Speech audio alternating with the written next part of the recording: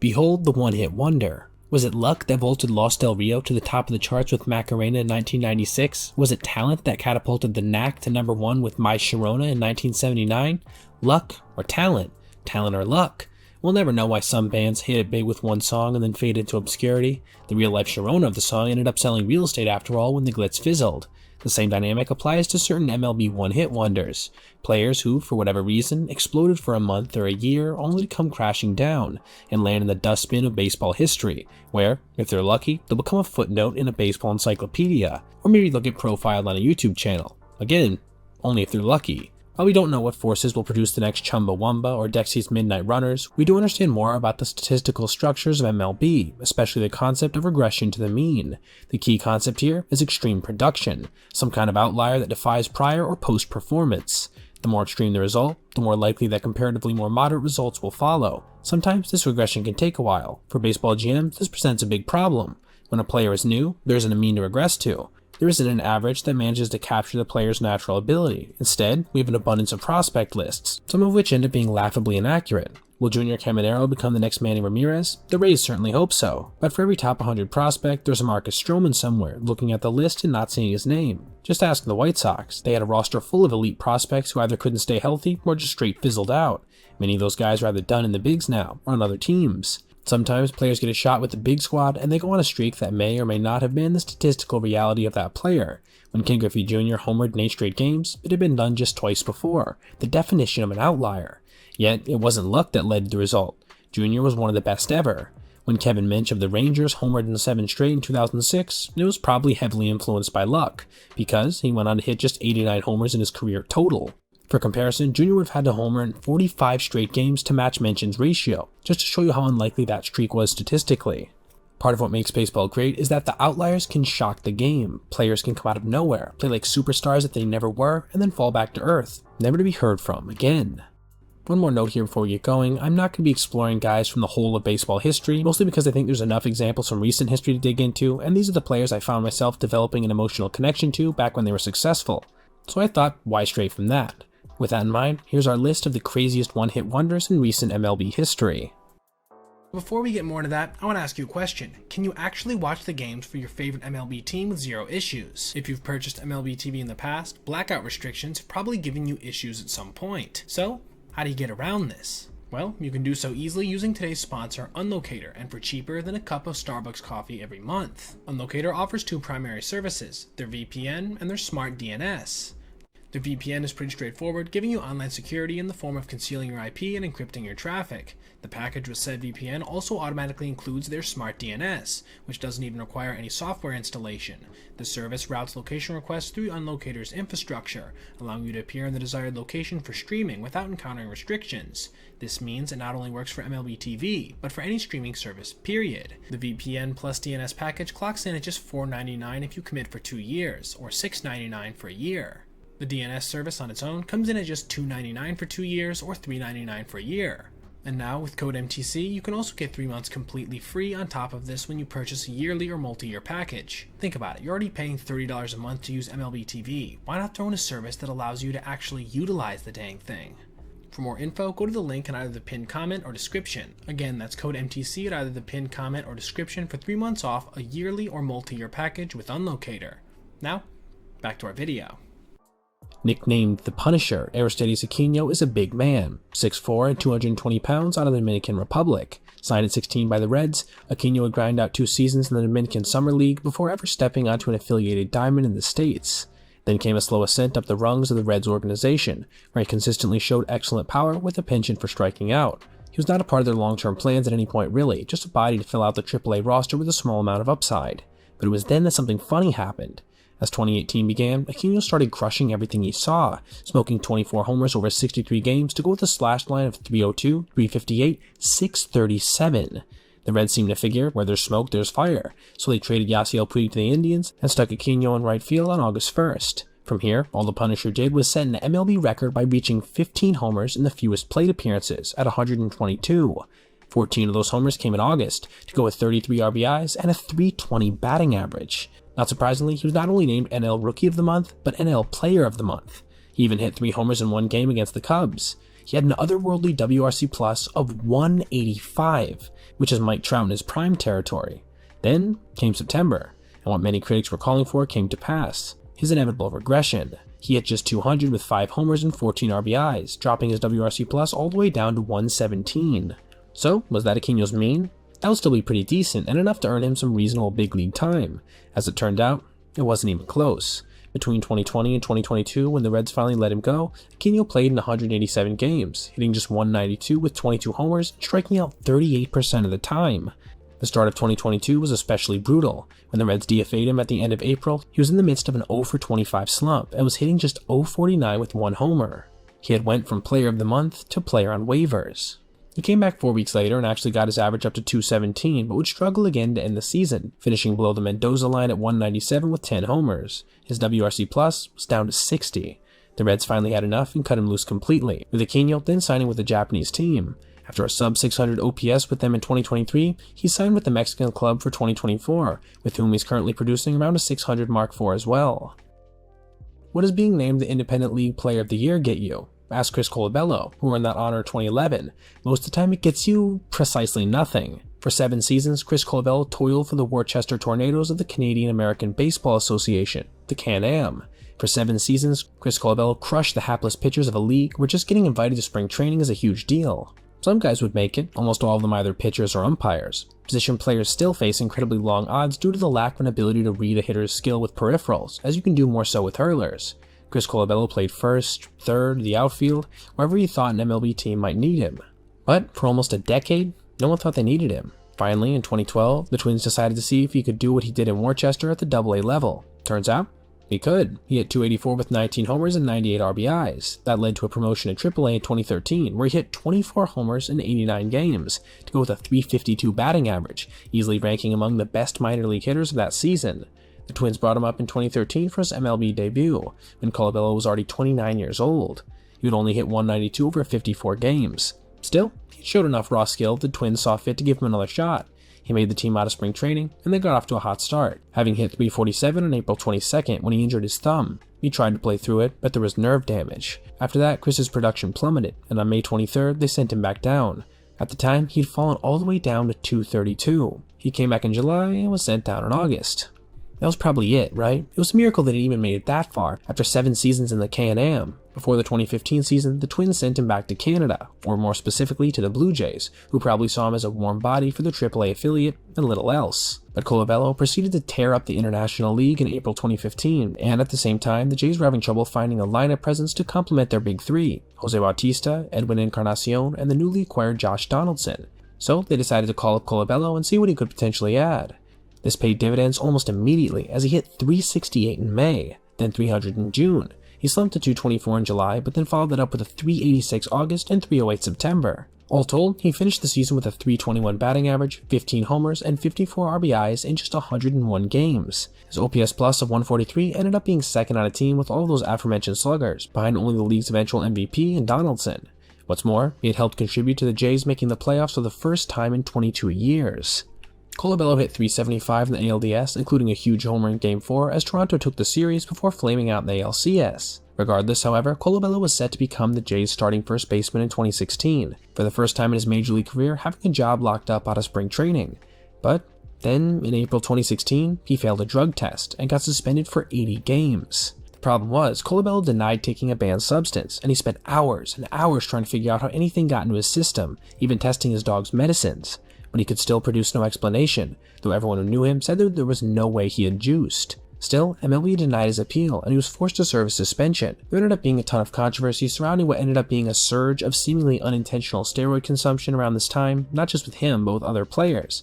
But, suffice it to say, the guy who was probably hit the most hard by these circumstances was Colabello himself, who would end the year posting just an .069 batting average in 10 games. Unfortunately, he would never step foot in the big leagues again. Sometimes, players regress to the mean. Other times, fate plays a cruel trick on them. Jimmy Nelson of the Brewers going into 2017 was poised to continue being what he had been, one of the game's most mediocre starting pitchers. He'd been the Brew Crew's top pitching prospect while in the minors, but after he came up in 2014, he put together multiple seasons that were the embodiment of average. He led the league in hitting batters multiple times and in walking them once, with his overall production coming out to a 95 ERA+. He was able to get ground balls with a decent sinker-slider combo, but little else, boasting a career K/9 of just 7.5 as well. He was named the Cruz 5th starter coming to 2017 and then stank up the month of April with a 5.34 ERA and whip of 15.38. He was seemingly close to being sent to the pen or to AAA. Then May arrived, and so did the new Nelson. He would go on to make 29 starts by September 8th, with his ERA having sunk to 3.49 to go with a record of 12-6. He was throwing his two-seamer much harder, but less often, mixing in a nasty curveball and reshaped slider. His home run allowed rate of 0.83 was 4th best in baseball. His FIP of 305 was 5th best. His ERA plus was a robust 1.26, making him about a quarter better than the average major league pitcher. But perhaps even more encouraging than any of this, his K/9 had skyrocketed to a career best 10.2, with him striking out 199 batters in just 175 innings.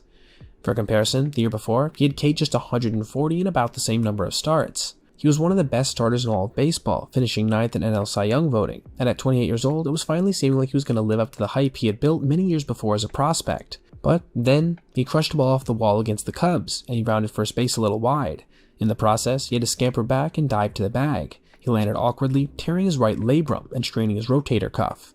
He had surgery weeks later, and he wouldn't appear in a game again until 2019, when he posted an atrocious 6.95 ERA in 10 games pitched, mostly out of the pen. After more injury issues and inconsistency, he finally came back for one last season with the Dodgers in 2021, where he appeared in 28 games with an ERA of 1.89.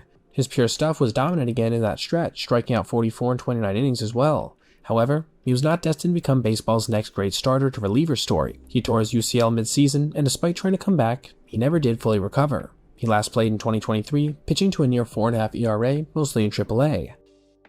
Meanwhile, as Nelson was thriving in Milwaukee, another 2017 NL Central player was performing out of his mind. For the first 6 seasons of his MLB career, Zach Cozart was a decent MLB player with a career WAR of 10.8, which made him slightly better than average, but almost all of that was due to his defense. His OPS plus over that time frame was 90, not a terrible mark, but the sample size was large. Zach Cozart was a meh hitter with good defense. That was his player mold, plain and simple. In 2015 and 2016, he had battled leg injuries that limited him just 48% of his team's games. As the 2017 season dawned, Cozart was 31, and more than likely on the downside of his career trajectory. It was around this time teammate Joey Votto made a deal. If Zach made the All-Star team, Votto would buy him a donkey. Cozart must have wanted that donkey badly. By the end of April, he was miraculously hitting .352. In May, he had .347 with 6 bombs, more than he had had in all of 2014 when he played 147 games and hit just 4. A slight slump in June dropped him to .323, but by July, those numbers were good enough to earn him a starting spot on the NL squad. Votto's word was good, and Donald, the donkey, joined the Cozart family. While his second half wasn't quite as strong, Cozart still finished 2017 with a .297 average and 24 homers. He walked almost as many times as he struck out at a ratio of 63 to 78. His OPS plus was 140, 16th best in the game overall, and 32 points better than his previous career high. His 5.2 WAR was also a career best. But there were some flukes buried in his numbers. His WOBA, or weighted on base average, of 399 was well below his expected WOBA of 332. In fact, that gap of 0.67 was the second largest in all of baseball. His exit velo and hard hit percentages had remained below the MLB average, meaning Cozart might have had a bit of luck shining down on him. Zach then moved on to the Angels on a 3-year, $38 million deal, and, like seemingly most who signed in Anaheim, immediately proceeded to struggle mightily with both injuries and production. He tore a labrum in 2018, playing just 58 games, with his OPS plus falling all the way down to 82. 2019 was the real nightmare, however. He had neck, back, and shoulder injuries, and his season ended after just 38 games, a 124 batting average, and a -12 OPS plus. Ouch. Ending his career in Anaheim after just 2 years played and a -2.3 total WAR accumulated. A first-round pick makes it to the big leagues at 22 after demolishing the minors at every stop up the ladder. That rookie season sees the top prospect become one of the better young power hitters in the game, someone who seemingly could bat 300 with 30 homers while playing a notoriously light-hitting position in second base. The rest is history, right? That player likely will go on to have a pretty spectacular major league career, unless something like injury gets in the way. This indeed was the trajectory of Keston Hiura, more or less, except no injury impeded his progress. So, why isn't he a superstar today? Honestly, it's hard to tell. He didn't regress to the mean. If anything, Hiura's rookie numbers mirrored the seasons he had had in the minors and at UC Irvine, where he'd been plucked with the 9th overall pick by the Brewers in 2017. After not making the team out of spring training in 2019, he went down to AAA and slaughtered everything he saw at the plate. In 57 games, he crushed 19 homers with a .329 batting average. That got him called up in May, where he kept it going, only to get sent back down in June, despite hitting 5 homers in 17 games. 3 weeks later, he was back to stay. At the plate, he was red hot, finishing the season with a .303 average and 19 homers in 84 games. He was hitting everything hard. His average exit velo of 91.4 ranked 30th in the game overall. His OPS plus was a staggering 138, a crazy high total for a rookie. But he had seasons like this in the minors and at college. He seemed to be a star in the making, not a nobody who had lucked into an opportunity. But there were some red flags even then, like how he struck out about 31% of the time. His sky-high .402 BABIP also hinted at regression. On defense, the picture was much worse, as Ichiro committed 16 errors at second base, most for that position in MLB, despite playing about half the year. His advanced statistics didn't really look any better. Still, he was 22 years old, and if need be, the Brewers could shift their pieces to find a place for that bat. Except, from here, Ichiro never really blossomed at the plate. He hit .213 during the 2020 COVID season. Though with 13 homers, he led the NL in strikeouts, however, with 85 in 59 games, and again he led all second basemen in errors. Despite the pop, his OPS plus slid down to a pedestrian 87. Then came disaster in the form of 2021, which saw Ichiro's OPS plus drop down to just 51. Over 61 games, he hit .168 and struck out almost 4 out of 10 times at the plate. He played a few games at first, a few at second, a few in left, but all that seemed to do was prove that he was bad at 3 different positions rather than just one. He rebounded in 2022 to a 113 OPS plus with the Brew Crew, crushing 14 homers in 80 games, but with an overall flaccid WAR total of 0.8 due largely again to his lack of defensive ability. Since then, he's absolutely destroyed the minors, posting a slugging percentage over 500 with a small club since 2022, but it hasn't been enough to get him another shot. Today, he plays for the Tigers affiliate, again languishing away as a quadruple A player. At about 28, however, he may be the one position player on this list who can make this video age quite poorly. He certainly has the raw skill, and I for one am rooting for him.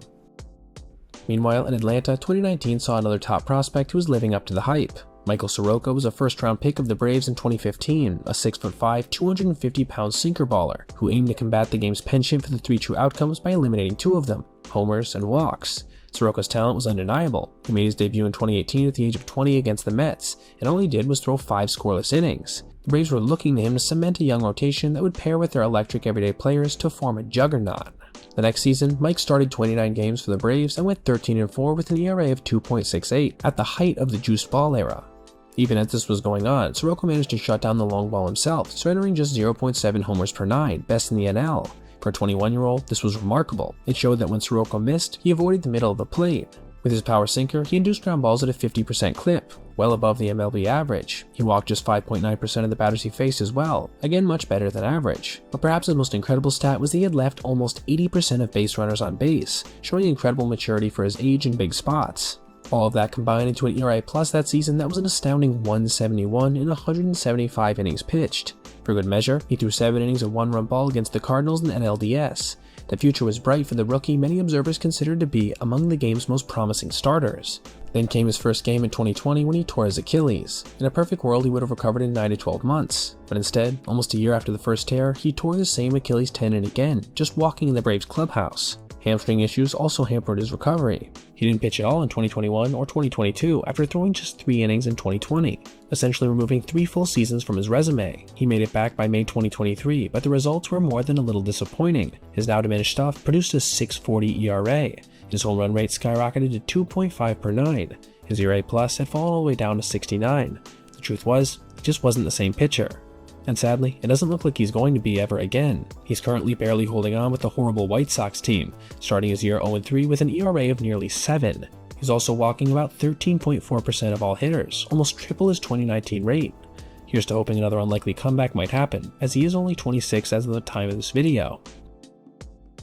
In August 2018, if you asked a Yankees fan who'd be the drivers of the team's offense in the future, they might have answered Aaron Judge, Gary Sanchez, Gleyber Torres, and Miguel Andujar. Andujar finished second in Rookie of the Year voting in 2018, a year after Judge had won the award. He had burst onto the scene by breaking Joe DiMaggio's rookie record for doubles with 47. He also clubbed 27 homers and drove in 92, good for an OPS plus of 130. He also finished the season with a 297 batting average. But if you look deeper, there were some real causes for concern. Looking again here at his expected WOBA, it was 39 points less than his actual WOBA, the 3rd biggest spread in the game. Because he walked so little, he had to make contact to get on, which meant that he was obviously prone to being a bit streaky. But on top of all this, like Hura, Andujar was one of the worst defensive players in the game. with that rookie season registering as one of the worst defensive seasons ever by a third baseman in the history of Major League Baseball. So it was clear he couldn't get by with his glove either. He would then get bit with the injury bug in both 2019 and 2021, but even when he was healthy, he basically stopped hitting. His power evaporated, as he's only hit 12 homers cumulatively since that rookie season. Without power, without a position, Andujar really brought nothing to the table. He couldn't DH and he couldn't play the field. The Yankees waived him after 2022, and the Pirates signed him. Then they waived him after a poor 2023, and the A's signed him, before he went on to finish third in batting in the International League. Because of this, it does seem like he still has a sliver of that potential left over, even if we'll probably never see it again at the Major League level. He's currently rehabbing his meniscus on the IL, with his future again cast in doubt. Baseball can be an unforgiving game, with a built-in failure rate that would wither most top professionals. Imagine a surgeon only saved 30% of her patients. In the medical world, you'd be jailed. In baseball, you'd get a plaque in Cooperstown. But as unforgiving as it can be, because of the random statistical forces at work, it is possible to have outliers that can truly shake up the game. For 60, or 100, or even 162 games, a player might catch nearly every break, to the point that they start seeming like something other than what they probably were. Fans find glory in guys like Aristides Aquino or Chris Colabello because they're living out a fantasy that is older than the rags to riches term itself. They prove that the bottom can rise to the top. Hard work can pay off. A never say die attitude can truly lead to immortality. But good luck and good stories can just as quickly turn sour. Injuries can derail careers that could have been filled with triumphs. One-season wonders can regress to the mean after their bloops stop falling in. At the end of the day, the grind of 162 games every single year will reveal exactly the kind of ball player you are, sooner or later. Now, thank you for watching. I hope you enjoyed today's video, and if you did, consider liking and subscribing and clicking on this playlist for more essay content just like this. Have a great rest of your day, everyone.